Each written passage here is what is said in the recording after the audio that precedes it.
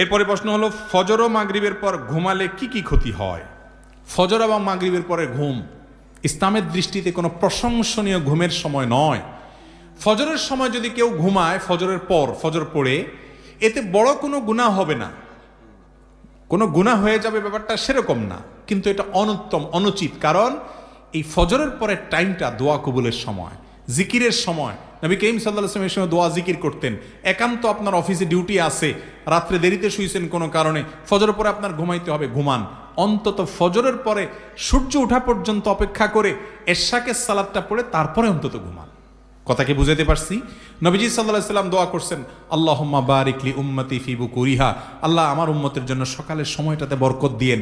তো আপনি ওই টাইমে যে কাজ করবেন এটাতে বরকত হবে, আমল করবেন, কোন একটা কাজ করবেন, ঘুমায় অলস সময় কাটাবেন না। যদি কোনো কারণে আপনি ঘুমায় পড়েন, শরীরটা খারাপ লাগছে, বা পরে আর ঘুম আসবে না, বা আপনার অফিস ডিউটি আছে, এতে বড় কোনো গুনাহ হবে না, ঘুমান। কিন্তু মাগরিবের পরে ঘুমটা যথাসম্ভব অবশ্যই পরিহার করতে হবে। কারণ নবী করিম সাল্লাল্লাহু আলাইহি সাল্লাম কানা ইয়াকরাহুন নাওমা ক্বাবলাল ইশা ওয়াল হাদিসা বাদা, নবীজির অভ্যাস ছিল তিনি এশারের আগে মাগরিবের পরে ঘুমানোটাকে অপছন্দ করতেন, আর এশারের পরে কথা বলা অপছন্দ করতেন। আর আমাদের স্কেল উল্টা হয়ে গেছে, আমরা এশারের পরে আড্ডা মারতে সবচেয়ে বেশি পছন্দ করি, ঠিক না বে ঠিক?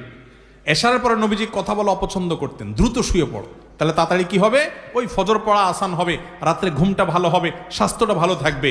কিন্তু আজ এশার পরে আমাদের আড্ডা আরো বেশি জমে। এই জন্য ভাইরা, মাগরিবের পরে ঘুমটা মাকরুহ, অনুচিত, এটা উচিত না।